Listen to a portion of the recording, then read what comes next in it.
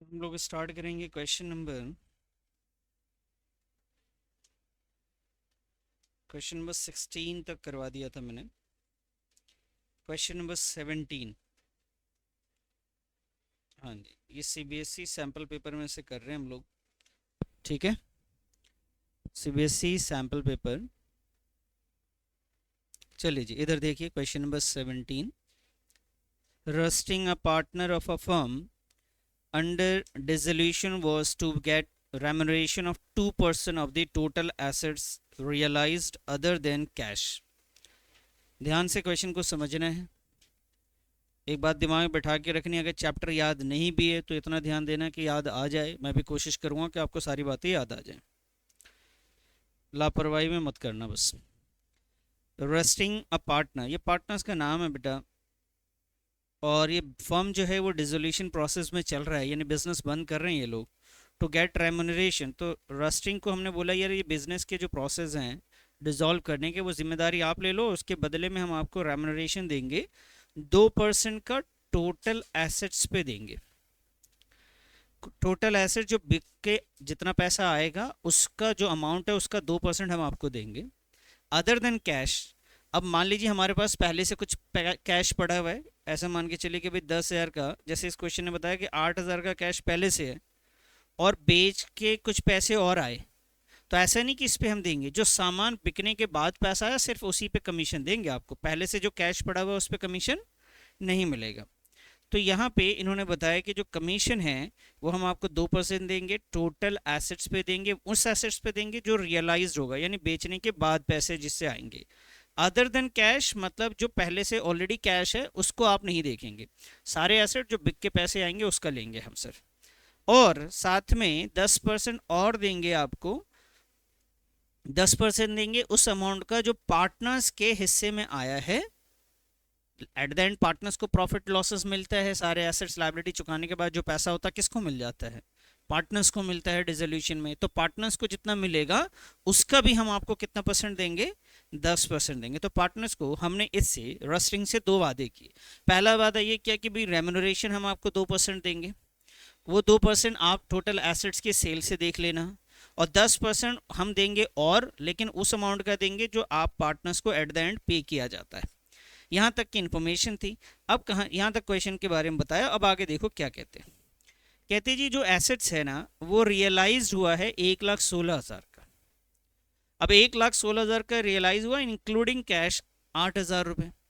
इसका मतलब सर कि 1,16,000 में से हमें 8,000 को क्या करना है, माइनस। क्योंकि जो ऑलरेडी कैश में पहले से पड़ा हुआ था उस पर हम कमीशन नहीं देने वाले, हम कमीशन उसी पे देंगे जो बेच के हमने निकाला है। कितना अमाउंट आया बेटा, 1,08,000 का। ये हुआ है बेटा एसेट्स रियलाइज, ये है एसेट्स रियलाइज। इस पे हम कमीशन देंगे कितने परसेंट का, 2%। तो इसे हमें तो क्वेश्चन को सॉल्व करके दिखाना है क्योंकि एमसीक्यू तो है नहीं ये क्वेश्चन। और आगे कहते हैं कि जो लाइबिलिटीज है ना वो हमने पे कर दी है, कितना, 31,340 रुपये। अब बताइए आपके पास टोटल 1,16,000 रुपये था, टोटल कैश, सारे कैश मिला के, जिसमें से आपने अपनी लाइबिलिटी चुका दी 31,340 रुपये, ये चुका दी। तो ये जो बच गया ये किसके लिए बचा है, यही तो पार्टनर्स को मिलेगा। तो ये जितना बच गया ना बेटा इसका भी कितना परसेंट दिया जाएगा कमीशन, और ये से 1,08,000 का कितना परसेंट देंगे हम लोग, 2% देंगे। समझ में आई बात। तो हमें कमीशन को कैलकुलेट करके दिखाना है, तो आइए रफ में मैं सॉल्व कर लूँ इसको और आप भी कर लीजिएगा अपने हिसाब से। सबसे पहले क्या है हमारे पास, क्वेश्चन नंबर है 17। ठीक है जी, 17 है। 17 में हम कमीशन निकाल रहे हैं, तो सबसे पहले उससे पहले हमें क्या निकालना पड़ेगा, एसेट्स रियलाइज। कि सर एसेट्स रियलाइज कितना हुआ बेटा, टोटल जो रियलाइज हुआ था वो 1,16,000, जिसमें ऑलरेडी कुछ कितना पैसा पहले से था, 8,000। तो कितना एसेट्स रियलाइज हुआ, 1,08,000 एसेट्स रियलाइज हुआ। और पार्टनर्स को कितने पे किए जाएंगे, partners to be paid, partners to be paid, partners को कितना देंगे। तो टोटल हमारे पास 1,16,000 है, जिसमें से लाइबिलिटी चुकाने के बाद जो बचेगा, लाइबिलिटी है 31,340, 40 रुपये का, तो 31,340 रुपये आप इसका भी घटा दो। ठीक है जी। अब बताओ पार्टनर्स को कितना दिया जाएगा, ये कैलकुलेट करो ज़रा फटाफट, आप भी नोट भी कर लेना और कैलकुलेट भी करना। हाँ जी, बताइए ज़रा कितना है। 1,16,000 में से हमने माइनस करना है 31,340, यह आया जी 84,660 आ गया। अब ये 84,660 और ये वाला, इस पे हमें कमीशन देना था। ये रेम्यूनरेशन जो देना है टोटल, क्या देना था देखो, फिर से देख लो एक बार। रेम्यूनरेशन 2% देना है और 10% यहाँ से देना है, तो ये टोटल रेम्यूनरेशन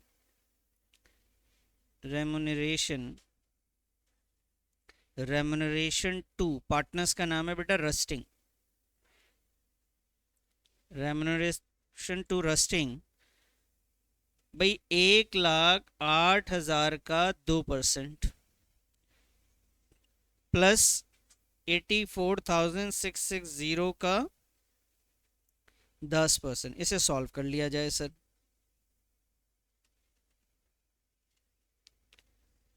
एक तो हो गया जी 8466 और दूसरा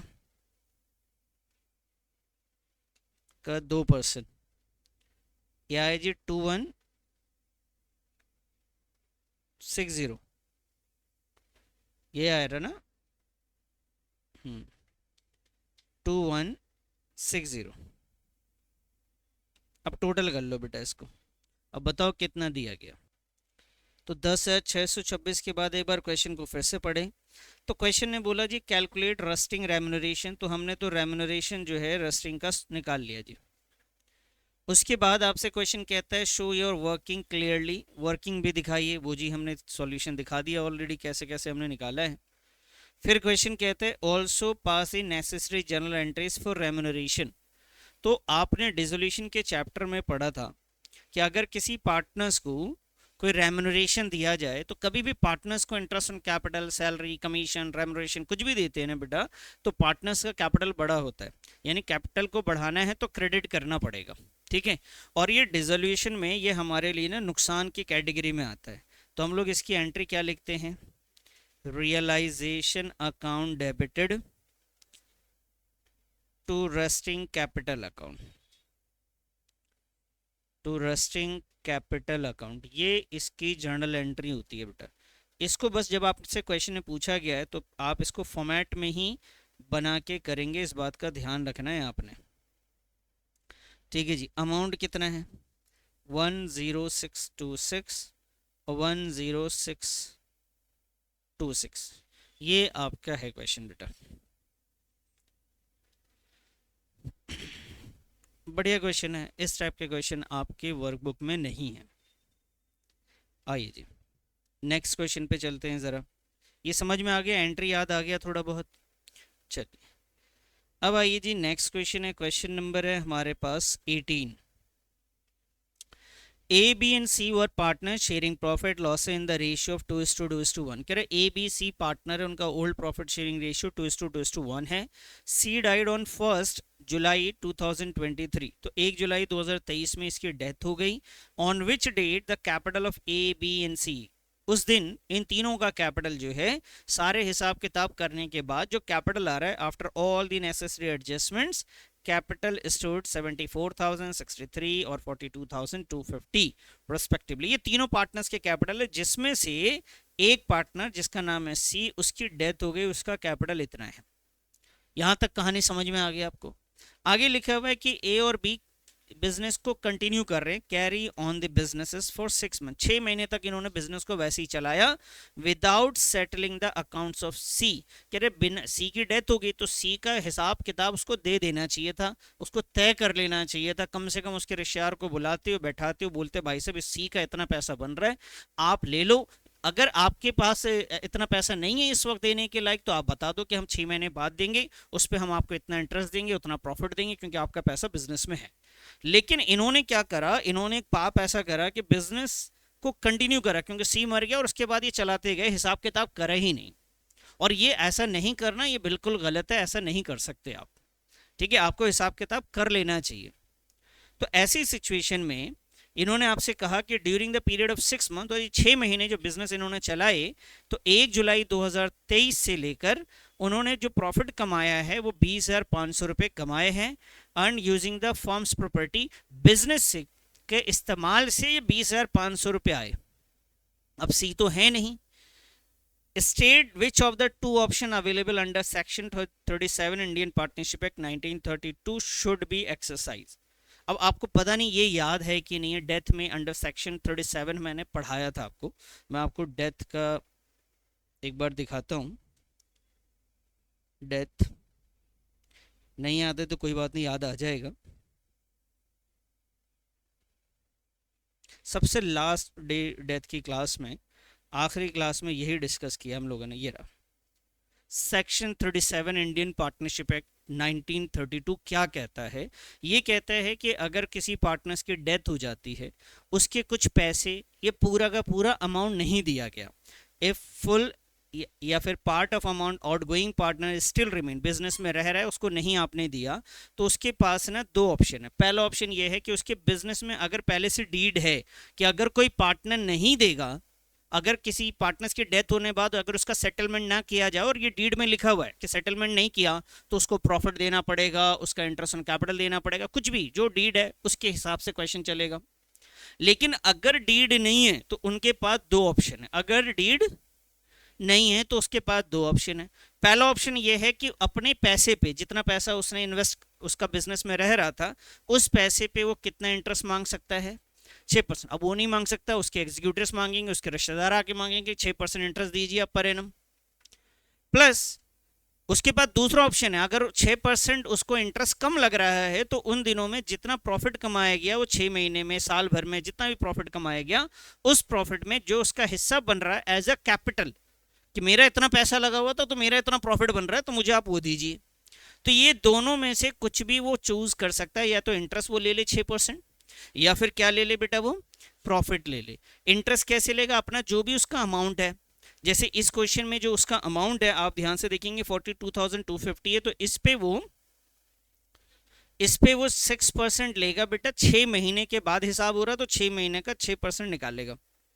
दूसरा तरीका ये है कि वो प्रॉफिट ले सकता है, सॉरी, दूसरा तरीका क्या है, वो क्या मांग सकता है, प्रॉफिट मांग सकता है। प्रॉफिट कैसे कैलकुलेट होगा बेटा, जितना सभी पार्टनर्स का कैपिटल है वो सभी पार्टनर्स का कैपिटल ऐड कर दो, जो कंटिन्यू बिजनेस को करेंगे उसका कैपिटल ऐड कर दो, जिनकी डेथ हो गई थी उसका जितना पैसा बचा हुआ है उसके भी कैपिटल को ऐड कर दो। तो सारे पार्टनर्स के कैपिटल को हमने ऐड करा, उसमें इसका कितना शेयर है वो देखेंगे। जैसे मान लीजिए एक एग्जांपल के तौर पे कि भैया आपका 3 पार्टनर है, एक का 10 रुपये, एक का 20 रुपये और एक का 30 है, तो तीनों ऐड कर दिया। इसमें से जिसकी डेथ हुई उसका है 30, तो 30 ऊपर रखा, तो रेशियो निकाल रहे हैं, यानी टोटल कैपिटल में इस पार्टनर्स का कितना रेशियो बनता है, यानी कैपिटल के रेशियो में आपको प्रॉफिट बांटना है। ओल्ड प्रॉफिट शेयरिंग रेशियो में नहीं, कैपिटल के रेशियो में, और जितना प्रॉफिट है उससे मल्टीप्लाई कर दीजिए।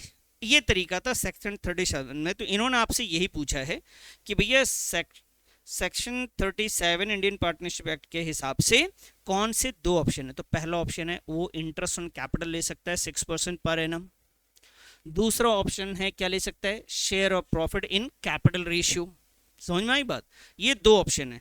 आगे ये क्वेश्चन कहता है कि इन दोनों में से should be exercise by executor of C को कौन सा ऑप्शन चूज करना चाहिए और क्यों करना चाहिए, ये भी आपको कमेंट करके दिखाना है।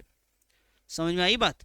तो क्वेश्चन क्या है कि आपने अगर ये भूल गए तो आपके लिए दिक्कत ही है।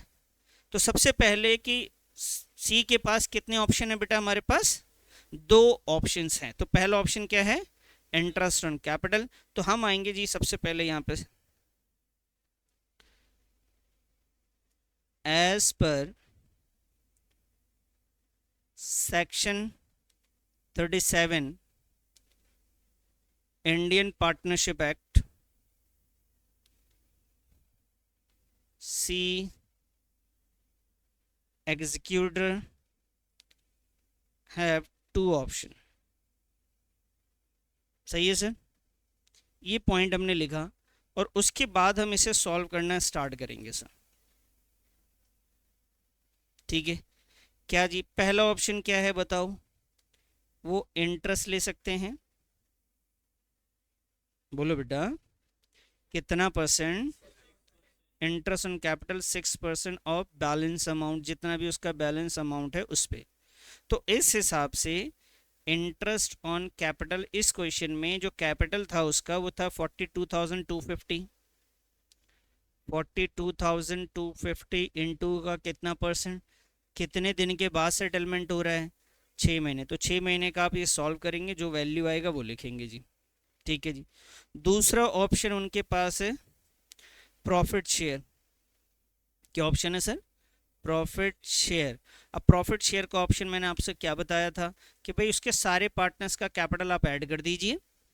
तो यहाँ पे सारे पार्टनर्स का कैपिटल अगर मैं ऐड कर दूँ तो 74, 63 और 42, 250 को ऐड कर देंगे। एक बार देख लेते हैं जी। 74,000 प्लस 63,750 और प्लस में है 42,250, इन सबको ऐड कर दिया तो ये वैल्यू आ गई जी 1,80,000। इस 1,80,000 में एक पार्टनर्स का वैल्यू है 242250 और इसमें जो अब तक प्रॉफिट कमाया गया, कितना प्रॉफिट कमाया गया सर? 6 महीनों में कमाया गया 20,500। तो ये 20,500 की कैलकुलेशन हम निकालेंगे।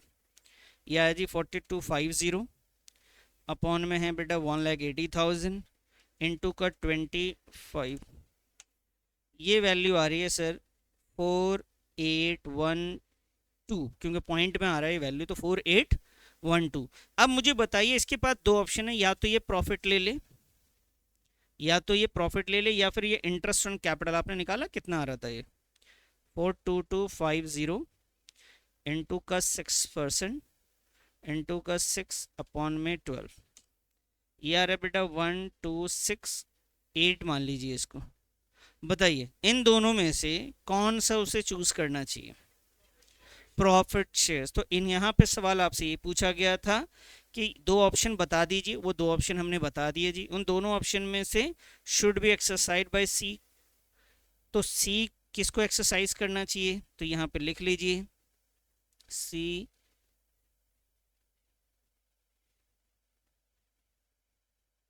should be exercise option second. ठीक है जी। क्यों? क्योंकि वो अमाउंट क्या है? हाँ जी बिल्कुल करके दिखानी पड़ेगी। Because amount of option to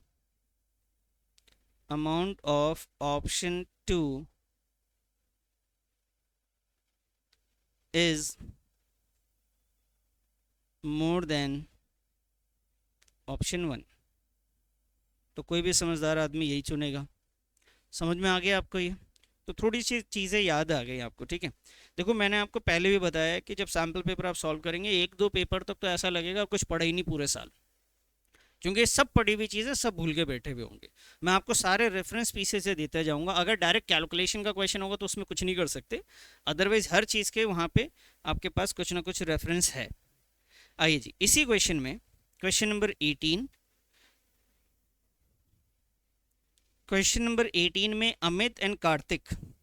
और अभी देखो सबसे इंपॉर्टेंट पॉइंट क्या है ना, कि अगर आप पूरा चैप्टर आपको बिल्कुल याद नहीं है, सब कुछ भूल गए, तो बेहतर तरीका है सैम्पल पेपर। लेकिन सबसे बड़ी मुसीबत है कि बैठ जाएं करने के लिए सैम्पल पेपर, तो सर आता ही नहीं है तो करेंगे क्या? वो 1-2 पेपर मेरे साथ बैठ के कर लोगे ना, आपको धीरे धीरे सब आने लग जाएगा। लेकिन करना बहुत ज़रूरी है, नहीं करेंगे तो फिर दिक्कत आएगी आपको। अमित और Kartik are partner sharing profit losses equally. कह रही ये दो पार्टनर्स हैं और दोनों का प्रॉफिट शेयरिंग रेशियो क्या है? इक्वली। अब क्वेश्चन में भी इस बात का ध्यान रखना, कई बार हम क्वेश्चन को 2 बार रीड करते वो ना हो, कोशिश ये करो कि एक बार में सारी लाइनें दिमाग में बैठाते जाओ। कि अमित और कार्तिक पार्टनर, उनका प्रॉफिट शेयरिंग रेशियो इक्वली है। They decided to admit Saurabh, तो सौरभ को एडमिट किया, मतलब एडमिशन का क्वेश्चन है। इक्वल शेयर के लिए किया, इसका मतलब 3 पार्टनर है, इक्वल शेयर है, इसका ये मतलब हुआ ये कितने शेयर के लिए आया? 1/3 के लिए। फॉर दिस पर्पस, क्योंकि एडमिशन हुआ इस वजह से, goodwill of the firm was valued. कह रहे जी गुडविल हम वैल्यू कर रहे हैं 4 year purchase of super profit. तो गुडविल के बारे में बात कर रहे हैं, 4 ईयर परचेज है। और बैलेंस शीट आपको दे दी है एडमिशन के टाइम पे तो ये बैलेंस शीट है पुरानी वाली, इसमें देखो सौरभ का नाम नहीं है तो पुरानी बैलेंस शीट है। एक तरफ एसेट्स है, एक तरफ लाइबिलिटीज है, इसमें कैपिटल है, जनरल रिजर्व है, बिल्स पेबल, क्रेडिटर वगैरह वगैरह। अब कहते हैं जी normal rate of return is 12%, average profit of the firm for the last 4 years 30,000, calculate the Saurabh share of. कह रहे जी गुडविल पता कीजिए सौरभ के हिस्से का गुडविल, वो कितना गुडविल उसके हिस्से में आएगा। तो पहले पूरे फर्म की गुडविल मालूम करनी पड़ेगी ना सर। तो यहाँ पे आपको साफ साफ समझ में आ रहा है कौन सा मेथड है सर, ये सुपर प्रॉफिट मेथड है। तो सुपर प्रॉफिट मेथड आपको याद होना चाहिए, ये रहा super profit method. Super profit method में मैंने बताया था गुडविल जो होता है super profit multiply by number of purchase. और सुपर प्रॉफिट कैसे निकालते हैं बेटा, एवरेज प्रॉफिट माइनस का। अब नॉर्मल प्रॉफिट कैसे आता है, जो कैपिटल है यानी कैपिटल एम्प्लॉयड है, ठीक है, कैपिटल या फिर कैपिटल एम्प्लॉयड, इसी को कैपिटल एम्प्लॉयड भी कहते हैं, इसी को क्या कहते हैं हम लोग, नेट एसेट, 3 नामों से हम लोग जानते हैं। उसे मल्टीप्लाई करते हैं किससे, रेट ऑफ रिटर्न से। अब कैपिटल एम्प्लॉयड कैसे आएगा, तो क्या एक तरीका है कैपिटल निकालने का, एसेट्स माइनस का, और दूसरा है पार्टनर्स का अगर कैपिटल हो उसमें क्या ऐड कर दो, तीसरा है पार्टनर्स का कैपिटल हो उसमें करंट अकाउंट भी ऐड करो, साथ में रिजर्व भी ऐड करो। अब इस क्वेश्चन को मैं जब देख रहा हूं ना तो मुझे ये याद आ जा रहा है कि कैपिटल कैसे निकालना है। तो यहाँ पे आपको मैंने बता रखा था कि जो भी कैपिटल होगा उसमें आप क्या ऐड करेंगे, जनरल रिजर्व ऐड कर देंगे, आ जाएगा। समझ में आई बात। दूसरा तरीका, ये सारे एसेट्स को ऐड करिए, ये रहा जी, सारी लाइबिलिटी मतलब एक्सटर्नल लाइबिलिटी को माइनस कर दिए फिर भी आ जाएगा, तो कैपिटल एम्प्लॉयड आ जाएगा सर। तो कैपिटल एम्प्लॉयड के लिए मैंने आपको यहाँ पे ऑलरेडी बता रखा था, यही तरीका था, ठीक है। इसका यूज करके हम वहां पे क्वेश्चन सॉल्व कर लेंगे। आइए जी, क्वेश्चन नंबर बताइए कौन सा है, 18 का ऑप्शन वाला पार्ट है ना। तो सबसे पहले हम निकालेंगे कैपिटल एम्प्लॉयड। क्या निकालेंगे सर, कैपिटल एम्प्लॉयड। अब कैपिटल एम्प्लॉयड के लिए इनमें क्या करना है, तो पार्टनर्स का कैपिटल लेंगे प्लस क्या ऐड कर देंगे बेटा, रिजर्व्स। तो पार्टनर्स का कैपिटल आप मुझे बताइए तो कितना, 1,40,000, और बोलिए बेटा रिजर्व कितना है जी, 20,000 हमारे पास रिजर्व है। टोटल कितना हुआ बेटा, ये 1,60,000 कैपिटल एम्प्लॉयड हो गया। अच्छा जी, कैपिटल एम्प्लॉयड के बाद अगर हम नॉर्मल प्रॉफिट निकालना चाहें तो नॉर्मल प्रॉफिट के लिए था capital employed multiply by rate of return. Capital employed है सर 1,60,000 और रेट ऑफ रिटर्न कितना परसेंट है, यहाँ पे देखिए बेटा 12% है, तो 12% से इसको मल्टीप्लाई कर दीजिए 1,60,000 को, 1,60,000 को 12% करेंगे 19,200। क्या यही आ रहा, चेक कर लेना बेटा एक बार को, ठीक है। क्या है ये, नॉर्मल प्रॉफिट है। कौन सा प्रॉफिट है, नॉर्मल प्रॉफिट है। और सुपर प्रॉफिट निकालने के लिए आपको एवरेज प्रॉफिट माइनस का क्या करना होता है सर, एवरेज प्रॉफिट क्वेश्चन में गिवन है बेटा, कितना गिवन है एवरेज प्रॉफिट, 30,000 रुपये ये गिवन है, उसमें से आप 19,200 रुपये को माइनस कर दीजिए, ये आ गया जी 10,800। क्या सुपर प्रॉफिट ही निकालना था, नहीं सर, क्या निकालना है, गुडविल। गुडविल क्या था sir, super profit multiply by number of years purchases. Super profit कितना है सर, 1,08,000, नंबर ऑफ परचेजेस कितना है देखो, अच्छा जी, नंबर ऑफ ईयर परचेजेस है 4 ना, अच्छा जी 10,800, सॉरी, नंबर ऑफ परचेजेस कितना है 4 है सर, इसको 4 से किया कितना आया सर, ये 43,200 गुडविल। लेकिन क्वेश्चन ने गुडविल नहीं पूछा, आप यहाँ पर नहीं रुक जाए, क्वेश्चन पूछता है सौरभ का हिस्सा बताइए गुडविल में कितना है। तो सौरभ जो है, सौरभ का शेयर जो है बेटा 43,200 का कितना शेयर के लिए आया था, 1/3 के लिए आया था सर। तो 1/3 कर दीजिए इसको, कितना आ रहा है सर, ये 14,400 आ गया जी। समझ में आई बात, कुछ याद आया, आएगा आएगा, सब याद आता जाएगा, आप टेंशन ना लो बस। बेहतर ये है कि बस रेगुलर आते जाओ और जो पढ़ाया जा रहा है उसको एक बार घर पे ज़रूर बना लो। अब चले आगे बढ़ जाएं सर। आइए जी नेक्स्ट क्वेश्चन पे आते हैं। क्वेश्चन नंबर है 19 क्वेश्चन।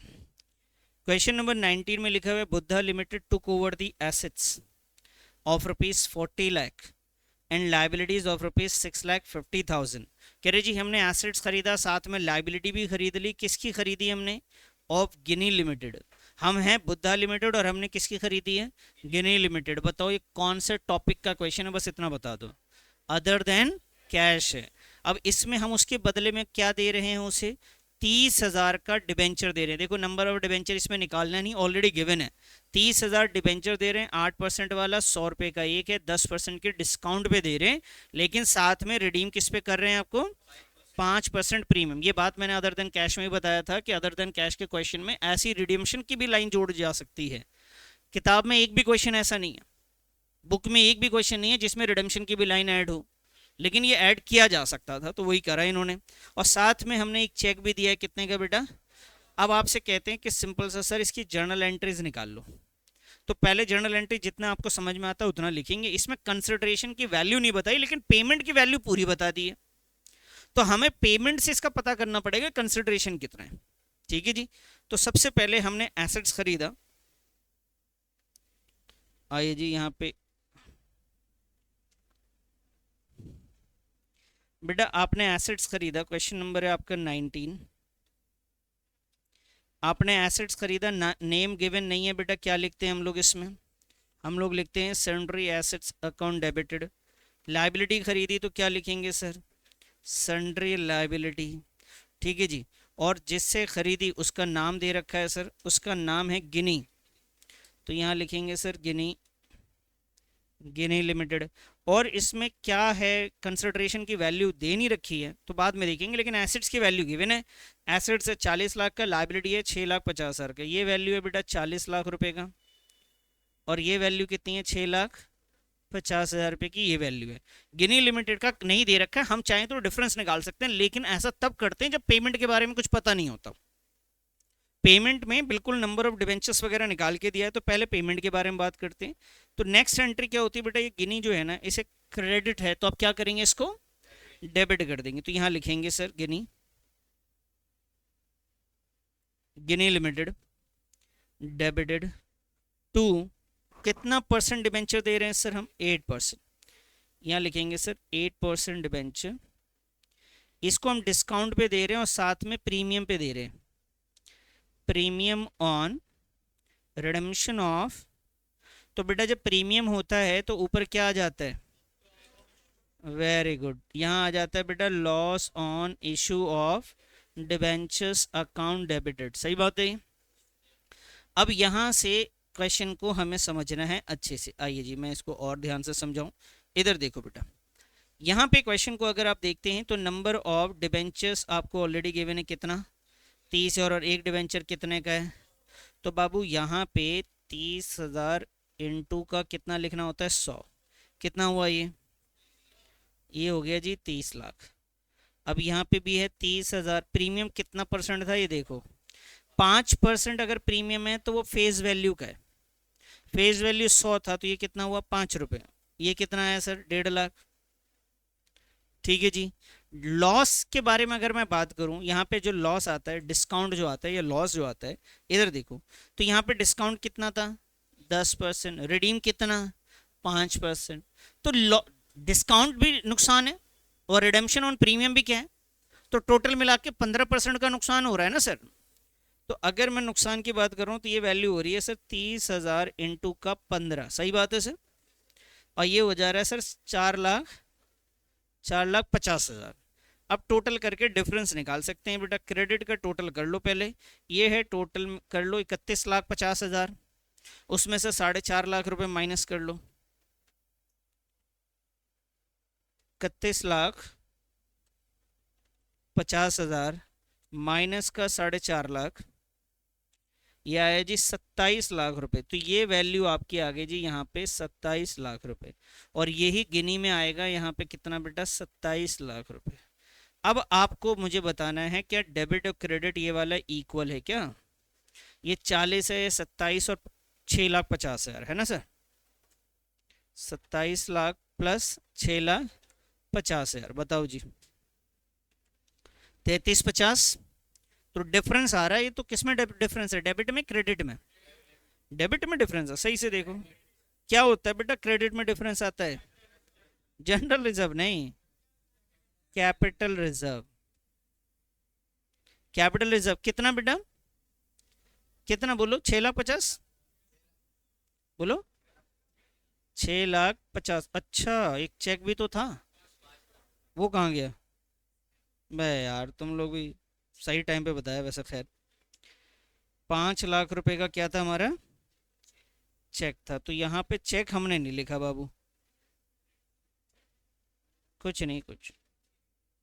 यहाँ पे लिखे बेटा बैंक। बैंक कितना था? 5 लाख। अब डिफरेंस निकाल लो एक बार थोड़ा सा।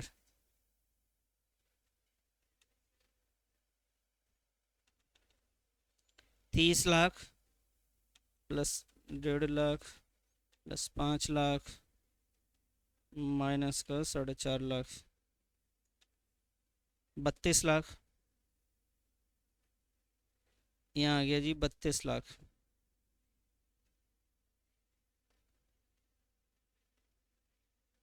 ये वैल्यू आ गई जी 32 लाख रुपए की।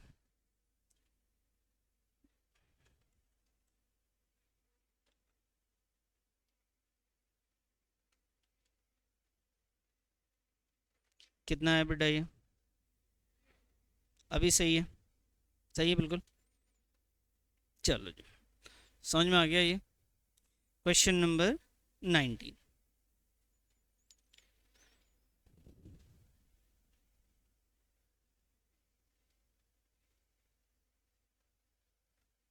चलें आगे बढ़े।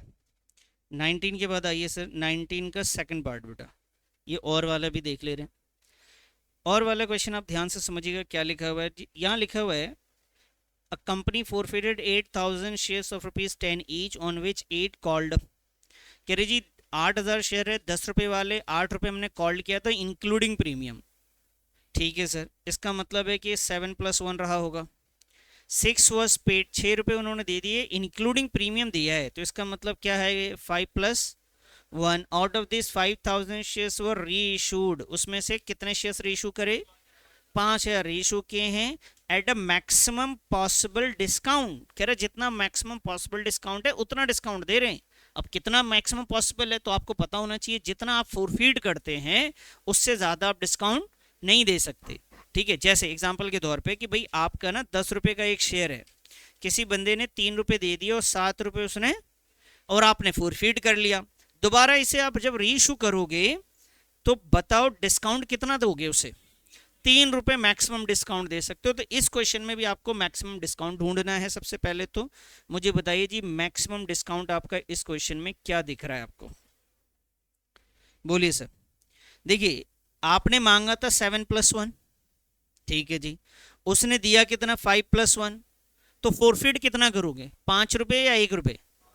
5 रुपए। प्रीमियम को फोरफिट नहीं करते, तो डिस्काउंट नेक्स्ट टाइम कितना दोगे उसको? 5 रुपए डिस्काउंट देंगे। ठीक है सर। अब आगे क्वेश्चन कहता है 5 शेयर हमने रीइशू किया था, जर्नल एंट्री करके दिखाई, तो फोरफीट की इसमें जर्नल एंट्री होगी, तीनों एंट्री करो। तो फटाफट फोरफीट की एंट्री पहले आप कर लो, फिर उसमें आगे बताता हूँ आपको। पहले आप करो, फटाफट करो फोरफीट की एंट्री। बना एंट्री बना?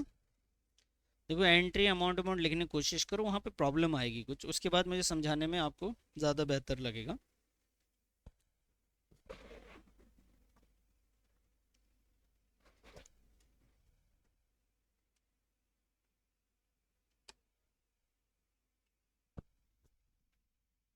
चलिए जी,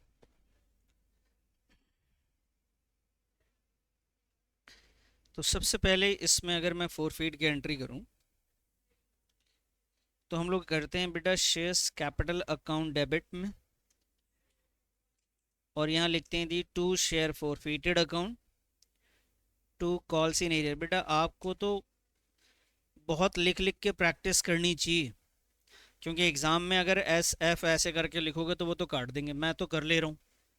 आपने अभी से देखो, कई बार क्या होता है आपने बहुत मेहनत करा और पेपर आपका खराब जाता है। कई बार लोग एवरेज मेहनत करते हैं फिर भी ठीक ठाक करके आते हैं, क्योंकि उन्हें 60 70 80 तक करना था, अपनी स्पीड उसकी थी बनी हुई, उसने उसके हिसाब से किया।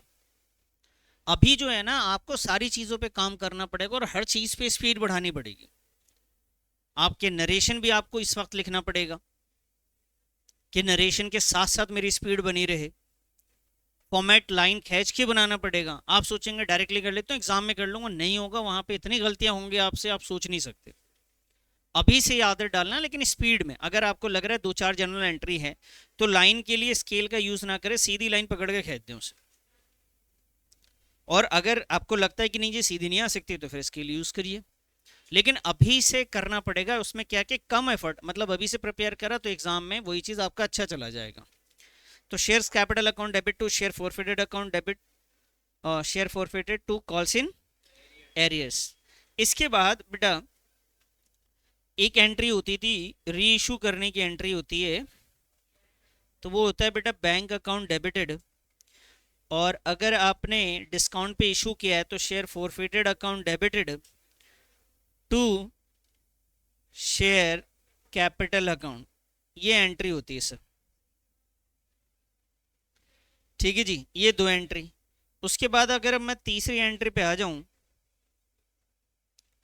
तो तीसरी एंट्री क्या होती है सर?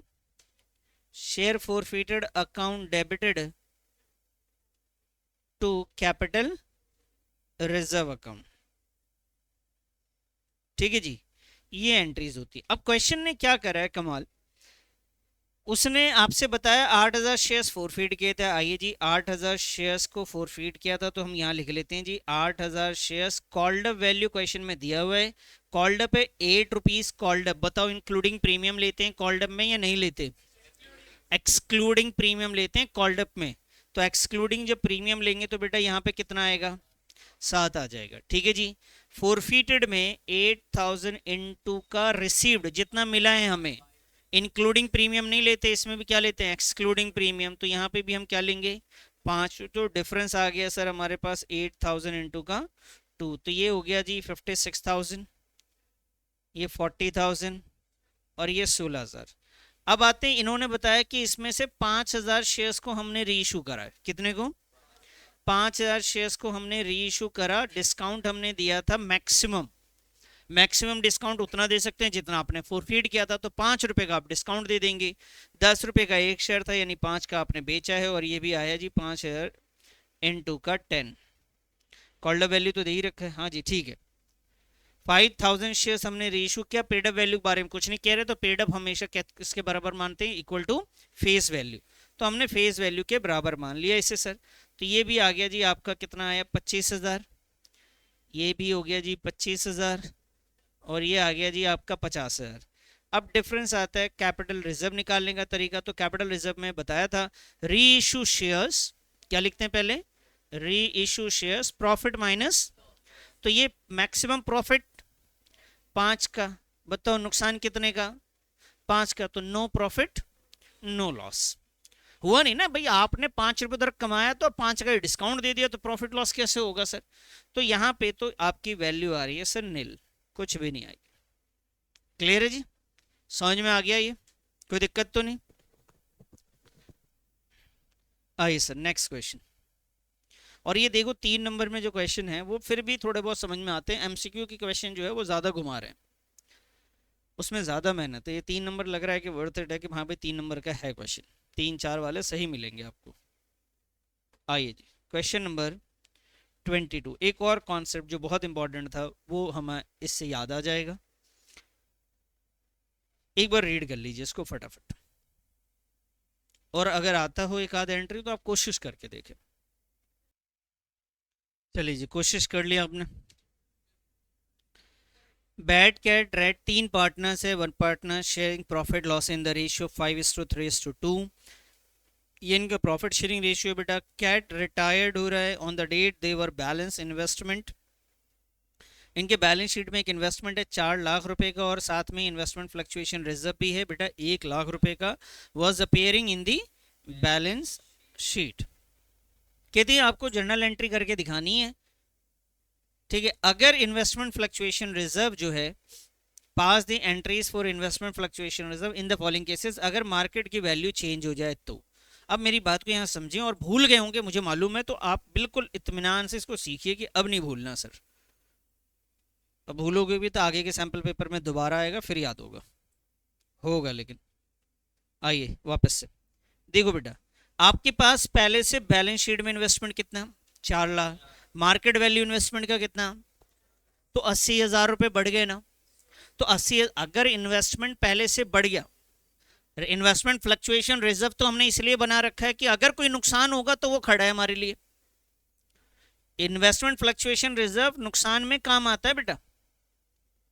प्रॉफिट हो रहा है तो और अच्छी बात है, आपका 4 लाख से 480 हो गया, 80,000 बढ़ जाना आपके लिए फायदा है। और फायदा हम लोग लिखते हैं रिटायरमेंट में, कहां पे, रीवैल्यूएशन अकाउंट में जाता है। ठीक है जी। और इस रिजर्व का कोई यूज नहीं हुआ तो इस रिजर्व को आप बांट सकते हैं। क्या कर सकते हैं सर, इस रिजर्व को आप डिस्ट्रीब्यूट कर देंगे। समझ में आ गई बात। तो हमारी जर्नल एंट्री क्या होनी है सर, ध्यान से समझिएगा। सबसे पहले सिचुएशन नंबर 1 में हमारा एक इन्वेस्टमेंट की वैल्यू बढ़ी है तो हम इन्वेस्टमेंट को डेबिट कर देंगे, इन्वेस्टमेंट अकाउंट डेबिट टू। और यहाँ पे मैंने लिखा जी रीवैल्यूएशन अकाउंट। और ये कितने से वैल्यू बढ़ी है बेटा, बोलो। 80,000 से इसकी वैल्यू बढ़ गई है। ये रिवैल्यूएशन फायदा हुआ, इसी फायदे को फिर अपने को क्या करना होता है सर, बांट देना होता है। किसमें, पार्टनर्स में। पार्टनर्स का नाम था बैट, कैट और रैट। सर तीनों में बांटेंगे, हाँ जी। रिटायरमेंट में तीनों में बांटेंगे, एडमिशन में सिर्फ ओल्ड पार्टनर्स में बांटते हैं, डेथ में भी जो भी पार्टनर्स है सभी में बांट देंगे। तो बताइए पार्टनर्स का नाम, बैट कैपिटल अकाउंट में जाएगा अमाउंट। रैट या कैट, यार क्या बोल रहे हो यार तुम, कैट के कैपिटल अकाउंट में जाएगा। और आई सर रैट के कैपिटल अकाउंट में जाएगा जी। अब ये वैल्यू कितनी है सर, 80,000 को रेशियो में बांट दिया हमने, क्या 5:3:2 में बांटेंगे सर। ठीक है जी, 5:3:2। तो कितना है सर ये, 40,000, 24,000 और ये 16,000। ठीक है, ये बात तो हो गई इन्वेस्टमेंट बढ़ने की। इसके अलावा हमारे पास एक रिजर्व पड़ा हुआ था, उसका हमने इस्तेमाल नहीं किया तो उसको भी हम डिस्ट्रीब्यूट करते हैं बेटा। तो हम लिखेंगे investment fluctuation reserve account debit. और ये भी हम पार्टनर्स में बांट देंगे। किस में बांट देंगे सर, हम ना पार्टनर्स में बांट देंगे, ईरा जी इसमें बांट देंगे। कितना वैल्यू है, तो इस 1 लाख को हम बांट देंगे बेटा इसमें ओल्ड रेशियो में 50,000, 30,000 और 20। और एक बात बताऊं, ये जो एंट्री है ना इसको आप सबसे पहले भी लिख सकते हो, पहले पॉइंट पे ये लिख लो, फिर दूसरे पे ये लिख लो, तीसरे पे ये लिख लो, या जिस सीक्वेंस में हमने किया उस सीक्वेंस में कर लो आप। लेकिन आप प्रैक्टिस करेंगे तो प्लीज इसमें नरेशन के साथ ही प्रैक्टिस करेंगे। सारे क्वेश्चंस में जहां नरेशन की जरूरत है नरेशन लिखेंगे, जहां कैलकुलेशन दिखाना वहां कैलकुलेशन दिखाएंगे। चाहे टाइम जितना भी लग रहा हो आप उसकी फिक्र ना करें, धीरे धीरे वो खुद ब खुद कम होता जाएगा। तो फर्स्ट हो गया जी इसमें। अब आइए सर इसके सेकंड पॉइंट में। सेकंड में सेकंड में मार्केट वैल्यू कितनी हो गई सर, 3,80,000। बताओ इसमें बढ़ गया या घट गया, कितने से सर, 20,000 से। फायदा है नुकसान, इस नुकसान को रिवैल्यूएशन में नहीं लिखना है, इसको पहले किससे एडजस्ट करेंगे, इन्वेस्टमेंट फ्लक्चुएशन रिजर्व से। तो सर इसमें हम क्या करेंगे, जो आईएफआर है हमारे पास वो आईएफआर का अमाउंट है बेटा 1 लाख रुपए, हाँ या ना। क्या सारा बांट दें या कुछ नुकसान हुआ है, तो नुकसान हुआ तो इन्वेस्टमेंट में इसमें से कितना एडजस्ट हो जाएगा। अब जो बचेगा ना बेटा उसे हम बांट देंगे। बताइए जी, अब जो बचेगा ना उससे आप बांट दीजिएगा किसमें, पार्टनर्स में। तो 80,000 बच गया, उसको रेशियो में बांट दीजिए। एक में आ गया जी 40,000, दूसरे का आ गया जी 24,000 और तीसरे का आ गया सर 16,000। ये सेकंड हो गया सर। बताओ बेटा कोई डाउट है तो पूछ लो फिर से। समझ में आ गया इतना क्लियर है ये। चलिए जी नेक्स्ट, थर्ड पॉइंट की बात करें अगर हम लोग, बताइए जी थर्ड में क्या है, कह रहे मार्केट वैल्यू 290 हो गई। बताओ इससे बढ़ गया या घट गया, ये भी घट गया। और कितने से कम हो गया बेटा, 1,10,000। तो बेटा जो बेचारा हमारे लिए बैठा हुआ था इंतजार में कि भाई आपके बुरे वक्त में काम आएगा, वो तो कुछ नहीं, उसके अलावा भी हमें मदद की जरूरत पड़ेगी, कितने की। अब ऐसे क्वेश्चन में आप देखिए कैसे करेंगे हम लोग। थर्ड सिचुएशन है हमारी, सिचुएशन नंबर थर्ड में हमारे पास एक आईएफआर पड़ा हुआ था सर, ये है 1 लाख रुपए का। इसका इस्तेमाल होगा आईएफआर का, आईएफआर का हम इस्तेमाल करेंगे और ये इस्तेमाल करके क्या करेंगे, कहाँ भेजेंगे बेटा, इन्वेस्टमेंट में। ध्यान से देखना पहले इधर, इन्वेस्टमेंट का नुकसान कितने का, 1,10,000। तो सर इसमें तो गड़बड़ हो गया सर, हमें तो अभी 10,000 और चाहिए, तो ये 10,000 का जो नुकसान है किस नाम से लिखेंगे? वेरी गुड, रीवैल्यूएशन अकाउंट में आपका डेबिट में आ जाएगा बेटा कितना? 10,000। और फिर इसी 10,000 को आप बांट दोगे। ठीक है, किस में बांटोगे बेटा? पार्टनर्स में बांट दोगे। लेकिन ये इस बार डेबिट होगा क्योंकि ये क्या है हमारे लिए? लॉस है। और ये रीवैल्यूएशन आपका यहाँ पे आके क्रेडिट हो जाएगा टू रीवैल्यूएशन अकाउंट। याद आ रही है बात? ये रिवैल्यूएशन कितना का बच्चा पार्टी? 10,000। तो इसमें बांट दीजिए, आप बताइए। एक में आया 5,000, एक में 3 और एक में 2,000। तीनों सिचुएशन समझ में आ गया आपको? आइए जी नेक्स्ट क्वेश्चन पे आते हैं। क्वेश्चन नंबर है हमारे पास 21 और इसमें भी बोला गया है कि जर्नल एंट्री करके दिखानी है। तो फटाफट इसमें फोरफिटेड की एंट्री है, मैं उम्मीद करता हूँ कि आप कर सकते हैं। करो तो ज़रा बेटा। हाँ जी, पढ़ लेते हैं। कर लिया, किसी ने करा क्वेश्चन को? 21, चलो मैं भी बता देता हूँ, 2 मिनट लगेगा। A company forfeited certain number of shares. अब देखिए यहाँ पे इन्होंने क्या बोला कि कंपनी ने फोरफिट किया सर्टेन नंबर ऑफ शेयर्स, यानी नंबर ऑफ शेयर्स आपको बताया नहीं इन्होंने। फेस वैल्यू 10 रुपए की है। Non payment of final call कितने का है बेटा? 4 रुपए का। Shares were reissued at a discount of ₹5 और amount transfer to capital reserve is 4,500।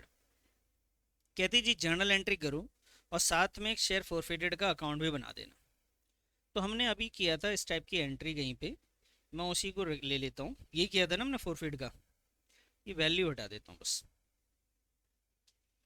और इसी में समझा देता हूँ। फोरफिट की एंट्री तो यही होती है।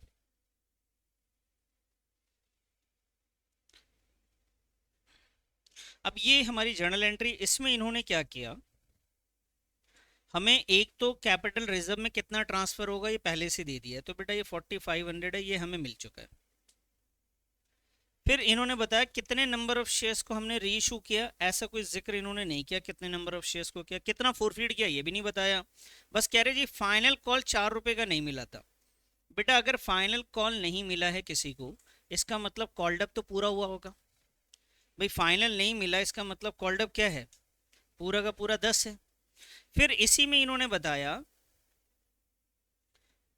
कि भाई एरियर क्या रह गया था और कितना मिला था। देखो क्वेश्चन कह रहा है कि 4 रुपए नहीं मिले, तो 4 रुपए एरियर है, हाँ या ना? तो बताओ कितना मिला होगा? 6 रुपए फोरफिटेड में। नंबर ऑफ शेयर्स नहीं पता, नहीं तो एंट्री बन जाए अभी। अच्छा जी, अब आते हैं, इन्होंने बताया कि हमने ना री इशू करने के टाइम पे डिस्काउंट दिया था। वो डिस्काउंट कितने का था बेटा? तो बच्चे इसका मतलब है कि री इशू शेयर्स इंटू का 5 हो रहा होगा यहाँ पे। तो बताओ पेड अप वैल्यू नहीं दे रखी है, तो पेड अप वैल्यू हम क्या मानेंगे? Equal to face value 10। यहाँ पे बताइए कितना रहेगा ये 5। क्लियर है ये? अरे ये क्लियर है ना? अब बात करते हैं नंबर ऑफ शेयर निकले कैसे। तो बेटा यहाँ पे से ध्यान दीजिए कि कैपिटल रिजर्व के लिए आपने क्या फॉर्मूला लगाया था? रीइश्यू शेयर्स प्रॉफिट माइनस का लॉस। ये फॉर्मूले से आप कहानी को चेंज कर सकते हैं। देखो रीइश्यू शेयर्स का पता नहीं जी, मैं इसको अलग से लिख लेता हूँ।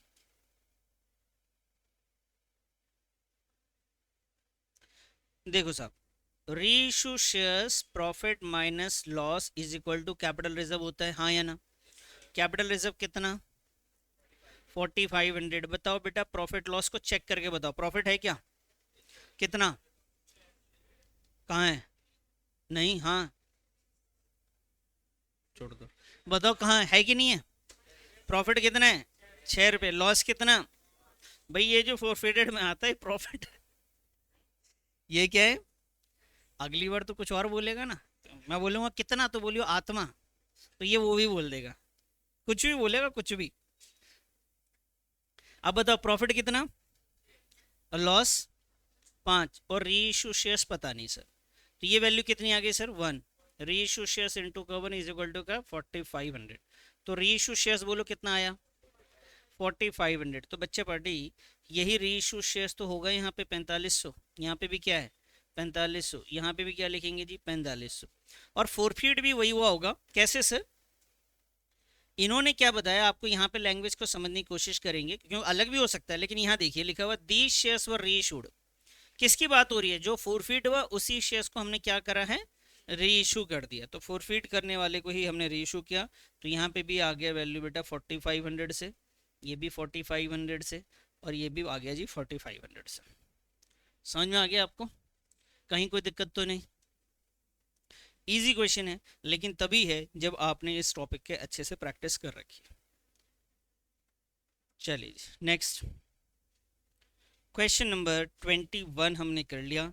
अब आ जाइए sir question number 22। Sample paper में तो ऐसे ऐसे क्वेश्चन डाल दिए कि 3 घंटे में सॉल्व ही नहीं होगा, लेकिन उन्होंने यही कोशिश करी है कि आप इन सारे टॉपिक को टच करके जाएं कि एग्जाम में इनमें से एक दो भी क्वेश्चन ऐसे टेढ़े से आ जाएंगे।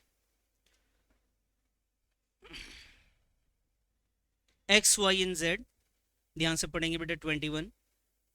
X Y and Z are partner sharing profit losses equally. Y died, यानी डेथ का क्वेश्चन है बेटा। अक्टूबर में वाई की डेथ हो गई थी जी। अच्छा, पिछले क्वेश्चन में अकाउंट नहीं बनाए हमने, लो सर बना दो। बना सकते हैं क्या? आप लोग को आता है थोड़ा बहुत बनाना?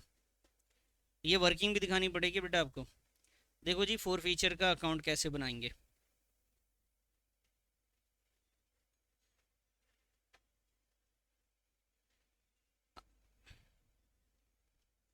बेटा यहाँ पे आप लिखेंगे शेयर फोर फीटेड अकाउंट, ये आपका डेबिट साइड, क्रेडिट साइड, यहाँ पे आपका पर्टिकुलर अमाउंट, यहाँ पे आ जाएगा पर्टिकुलर, और यहाँ पे आएगा बेटा अमाउंट। अब देखिए यहाँ पे ध्यान से समझिएगा, यहाँ पे फोरफिटेड की एंट्री देखिए, इसमें फोरफिटेड क्रेडिट है सर, बोलो क्रेडिट है। तो शेयर फोरफिटेड के क्रेडिट साइड में जाके क्या लिखेंगे, शेयर कैपिटल, क्या लिखेंगे? तो क्रेडिट साइड में जाके लिखेंगे बाई शेयर कैपिटल। और ये अमाउंट कितना है बता सकते हैं? ये कितना सर? 27,000। तो हम आगे क्रेडिट साइड में यहाँ लिखा जी बाई शेयर कैपिटल कितना, 27,000। सही है। फिर दूसरी एंट्री में देखो कि शेयर फोरफिटेड है क्या, कहाँ पे है? Debit side. तो डेबिट साइड जाएंगे और डेबिट साइड जाके भी क्या लिखेंगे बेटा, टू शेयर कैपिटल कितना लिख दूं, ये वाली वैल्यू बेटा कितना, 22,500। फिर यहाँ पे देखिए है क्या शेयर फॉरफिटेड, इसमें इसमें है बेटा, है। कहाँ पे है? तो डेबिट साइड में जाके क्या लिखना पड़ेगा, कैपिटल रिजर्व कितना लिखना पड़ेगा, 4500। ऐसे करना पड़ेगा जी। बताइए जी, समझ में आ गई बात? चलिए ये क्वेश्चन हो गया। अब डेथ वाले क्वेश्चन पे आ जाते हैं जरा।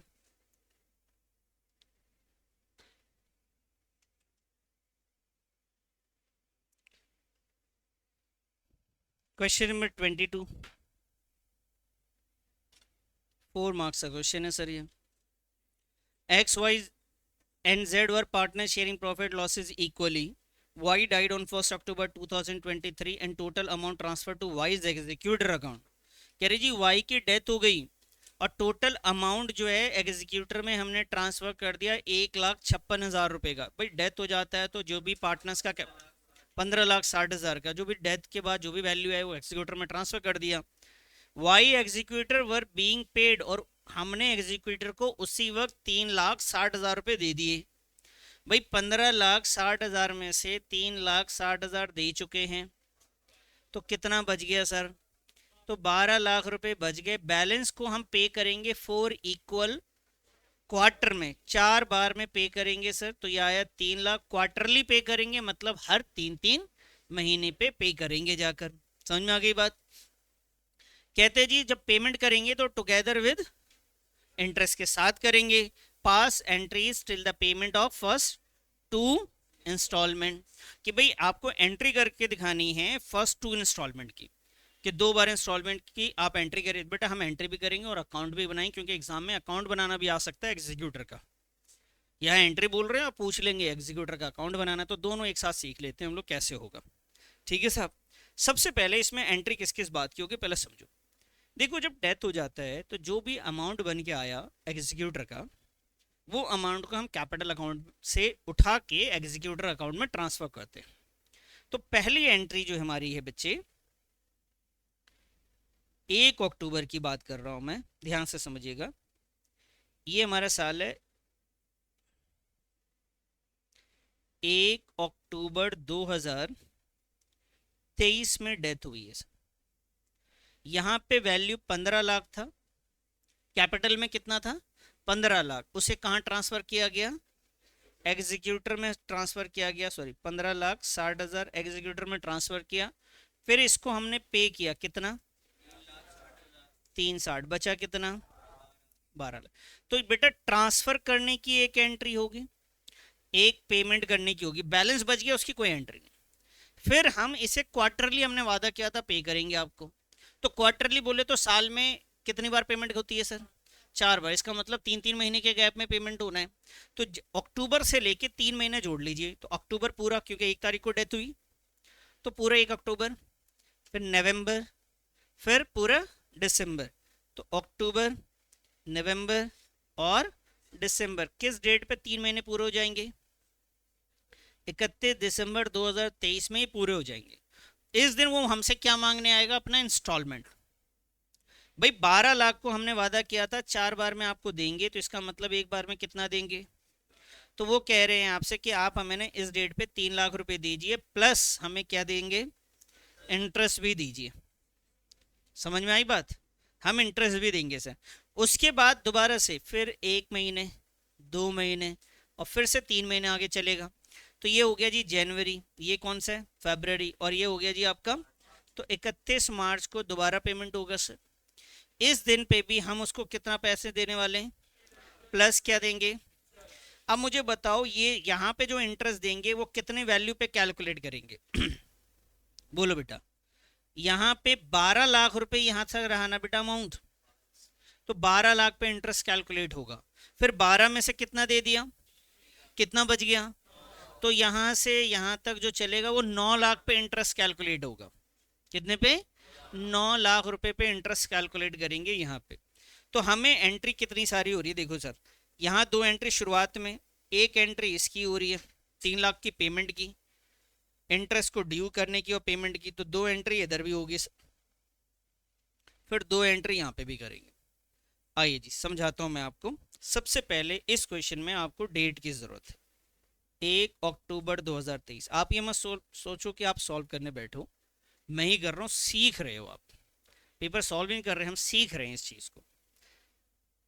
तो सबसे पहले जो डेथ हो जाता है उसका जो कैपिटल है हम ट्रांसफर करते हैं कहाँ पे बेटा, एग्जीक्यूटर में। तो डेथ होने वाले पार्टनर्स का नाम क्या था, वाई। तो वाई का कैपिटल इधर देख लो बेटा, इधर समझ लो पहले, वाई का कैपिटल हम ट्रांसफर करेंगे, वाई का कैपिटल हम क्या करेंगे, तो वाई का कैपिटल खत्म हो जाएगा, डेबिट हो जाएगा। वाई का सारा पैसा कहाँ चला जाएगा बोलो, वाई के एग्जीक्यूटर, एग्जीक्यूटर अकाउंट में जाएगा। और ये टोटल अमाउंट कितना है सर, 15,60,000 रुपए, ये वाई के एग्जीक्यूटर के पास चला गया। फिर सेम डेट पे हमने ना इसको पेमेंट करा, किसको पेमेंट करा सर, वाई को हमने पेमेंट करा, वाई के एग्जीक्यूटर को, वाई टू बैंक। कितना पेमेंट करा सर, 3,60,000 क्वेश्चन ने बोला पे करा है, तो हम भी वही मान लेते हैं जी, हमने 3,60,000 पे किया। ठीक है जी, इतनी बात समझ में आ गई। अब बताइए अगली पेमेंट सेम डेट पे होनी है या 3 महीने बाद होनी है सर। 3 महीने बाद की डेट कौन सी है सर, 31/12/2000। बेटा 31/12/2023 को हम इंटरेस्ट ड्यू करेंगे, क्या करेंगे, इंटरेस्ट को ड्यू करेंगे, क्लियर है। इंटरेस्ट ड्यू करेंगे, उसके बाद हम उसकी पेमेंट करेंगे। तो पहले हम आएंगे सर इंटरेस्ट को ड्यू करेंगे, तो हमारे लिए इंटरेस्ट इनकम है एक्सपेंस है, एक्सपेंस है सर, ये लो जी। Interest account debited to Y's executor, clear है सर। और इसके बाद हम वाई को पेमेंट करेंगे, Y executor debited to bank account, ये एंट्री करेंगे बेटा। अब ध्यान से समझिए, पहले इंटरेस्ट की अगर मैं बात करूं, वैसे इंटरेस्ट आपको वर्किंग नोट में कैलकुलेट करके दिखाना है। यहाँ पे इंटरेस्ट को अगर मैं लेके चलूँ तो ये बेटा है आपका टोटल अमाउंट था 12 लाख रुपए, हाँ या ना बोलो। 12 लाख पे कितना परसेंट, 6%, कितने दिन का, 3 महीने का, तो कितना आया सर एक बार देख ले, 6%, हाँ जी 6%, कितना दिन का बता दूं? 12 से 12 चल गया 18, 18,000 कुछ आ रहा है जी, ये तो 18,000 ही आ रहा है ना सर। 12 लाख का 6%,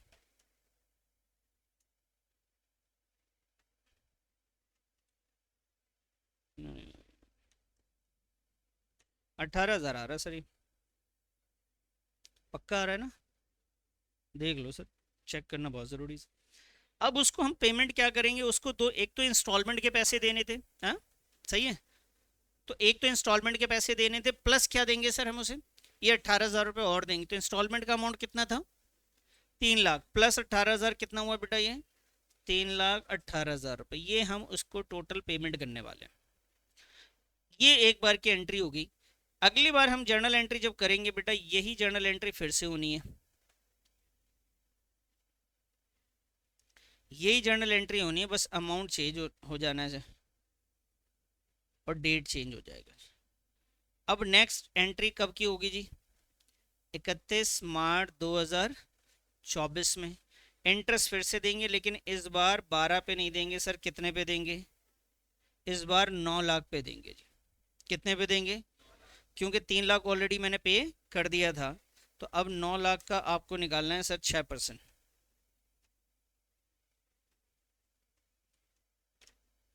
1,350 रुपये। कितना आ रहा है सर ये? 1,350, नहीं 13,500, सॉरी 13,500। तो इस बार अमाउंट 3 लाख प्लस 13,500 हो जाएगा जी। ये है जी 3,13,500, यहाँ भी आएगा 3,13,500। बताइए जी, समझ में आई बात? क्लियर है ये? बताओ जी, कोई डाउट है इसमें? क्लियर है? तो ये हमने एंट्री करी। क्वेश्चन आपसे क्या पूछ रहा था? वो आपसे कह रहा था 2 पेमेंट तक की एंट्री करके दिखाओ। हमने 2 पेमेंट की एंट्री करके दिखा दी। क्लियर है? लेकिन अगर इसी क्वेश्चन को वो अकाउंट बनाने बोलते, तो ये हमारे लिए थोड़ा सा और आसान होता है, क्योंकि हमने अकाउंट हमारे पास गिवन है, बुक में क्वेश्चंस है, हमने किए भी हैं। फिर से बना लेते हैं, एक बार देख लेते हैं इसको बेटा।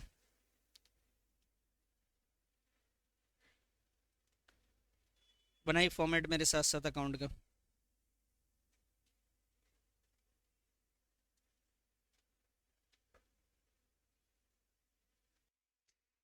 ये फॉर्मेट है बेटा, यहाँ पे आप लिखेंगे वाइस एग्जीक्यूटर्स अकाउंट। देखो पूछा नहीं है, हम सीख रहे हैं।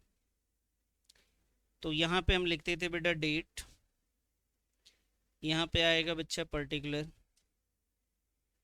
यहाँ आ गया जी आपका अमाउंट, डेट, पर्टिकुलर और अमाउंट। सबसे पहले हमने इसमें कैपिटल अकाउंट से ट्रांसफ़र किया सर, जिस दिन उसकी डेथ हुई थी। वो डेथ हुई 1 अक्टूबर को, तो हमने यहाँ डेट डाला जी 1 अक्टूबर 2023 में। यहाँ पे लिखा जी वाइस कैपिटल अकाउंट, पैसा इसके पास आया vice capital. Sir credit side क्यों लिखा सर आपने? बेटा क्रेडिट साइड इसलिए क्योंकि हमारे लिए लाइबिलिटी है। वाइस कैपिटल अकाउंट ये था जी 15,60,000 रुपये। तो लाइबिलिटी मेरे ऊपर बढ़ गई, एग्जीक्यूटर की बढ़ गई, एक कैपिटल की कम हुई, एग्जीक्यूटर की बढ़ गई। सेम डेट पे हमने इसकी पेमेंट भी कर दी सर, तो सेम डेट यहाँ डाला हमने, और डेबिट साइड जाके हमने इसकी पेमेंट कर दी। ये पेमेंट कितना हो गया जी? ये हो गया जी 3,60,000 रुपये का पेमेंट हो गया। फिर क्वेश्चन ने कहा कि 6 महीने के बाद, सिर्फ 3 महीने के बाद आपने दोबारा इंस्टॉलमेंट पे करना है। तो 3 महीने के बाद मेरे पे फिर से इंटरेस्ट का एक सिचुएशन आ गया, मेरे ऊपर इसका इंटरेस्ट ड्यू हो गया। इंटरेस्ट अमाउंट कितना था सर? ये था हमारे पे 12 लाख रुपए का। 12 लाख का 6%, 3 महीने का, कितने महीने का सर? 3 महीने का। और ये आया था सर 18,000 कुछ, हम लोगों ने निकाला था। ठीक है सर, और इसी डेट पे 3 महीने बाद ही 31/12 को ही आपने क्या करा, इसे पेमेंट कर दिया जी। यहाँ पे लिखा जी बैंक। सर ये जो पेमेंट करा है ना सर, ये 3 लाख रुपए प्लस इंटरेस्ट 18,000 रुपये। तो ये आ गया जी 3,60,000 रुपये का हमने पेमेंट कर दिया जी। ओ सॉरी, 3,18,000। ठीक है जी। अभी साल खत्म नहीं हुआ था, बोला 3 महीने बाद फिर से पेमेंट करनी है सर, तो 3 महीने बाद दोबारा से क्या बनेगा सर आपका इंटरेस्ट? 31 मार्च 2024, यहाँ से वापस से निकालेंगे सर आप, इंटरेस्ट निकालेंगे। इस बार इंटरेस्ट कितने का आएगा जी? 9 लाख का कितना परसेंट? 6%, 3 महीने का कितना आ रहा था? 13,500। और बेटा इधर आप पे कर देंगे। तो इस बार जो पेमेंट होनी है सर वो फिर से 3 लाख प्लस 13,500, तो 3 लाख, 3,13,500 की पेमेंट है 31 मार्च 2024 की। बच्चा पार्टी ये आपको क्लोज कर लेना चाहिए इसको। समझ में आई बात? ये हमने जी क्लोज कर लिया इसको। अब ये क्लोज करके हमारा अकाउंट कंप्लीट। ये आपसे क्वेश्चन में पूछा जा सकता है। अभी जर्नल एंट्री का सैंपल पेपर में दे दिया और एग्जाम में आपको अकाउंट बनाने के लिए बोल सकते हैं।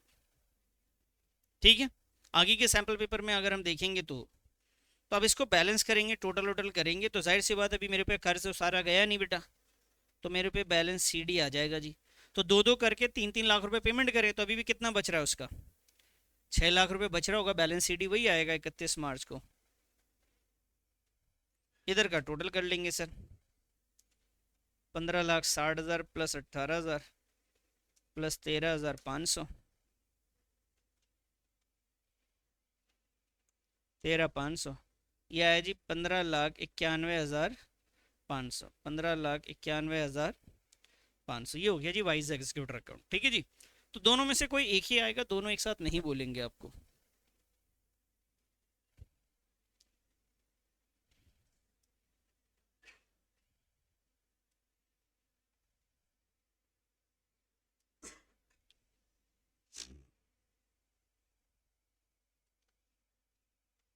चले आगे बेटा। जी, क्या बोला आपने? क्वेश्चन बोला नहीं ना? नहीं तो आगे के 1 साल और बनाते हैं, 1 साल क्लोज करके फिर बनाते हैं अगला साल। आइए जी नेक्स्ट क्वेश्चन, 23 6 मार्क्स वाले।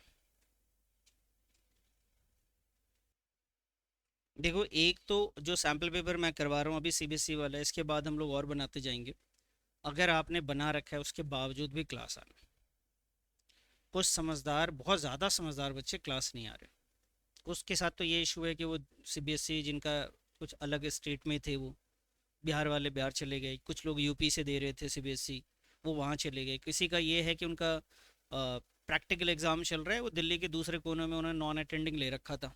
अब डेली अप डाउन तो कर नहीं सकते, लास्ट में तो स्कूल जाना ही है सारे प्रैक्टिकल के लिए, फाइल के लिए, तो वो नहीं आ रहे। अब उसका देखे देखिए कुछ लोग ऐसे वो सोच रहे कोई नहीं जा रहा भाई। और किसी जाने से फ़र्क नहीं पड़ रहा, ये डिपेंड करता है कि क्लास हो रही है, आपको आना चाहिए और यहाँ पे आप बेहतर करेंगे। अगर सिर्फ आपका इतना काम है कि जितने पढ़ाए जा रहे हैं बस उसी को करना है, उसी सैम्पल पेपर को दोबारा बनाया, उतना ही करना है, इससे ज़्यादा आपने करना ही नहीं। और बनाओ, सारी चीज़ों के सैम्पल पेपर ही इस वक्त बनाने पड़ेंगे आपको। अकाउंट्स में तो खास तौर पे आप चैप्टर वाइज नहीं जा सकते, जिस हिसाब से क्वेश्चन भी हैं, तो चैप्टर वाइज मत जाओ, टाइम खराब होगा। और क्लास बिल्कुल नहीं छोड़ना, बिल्कुल भी नहीं छोड़ना है आपने, क्लास क्लास में ज़रूर आना है। चलो मिलते हैं नेक्स्ट क्लास में।